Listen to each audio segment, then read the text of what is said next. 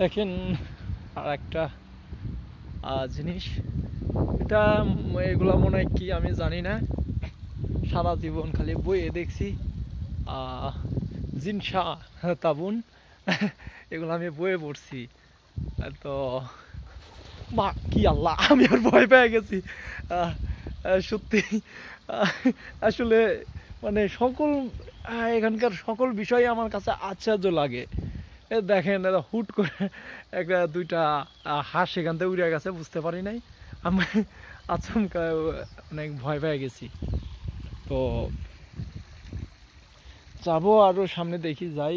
এখানে দেখেন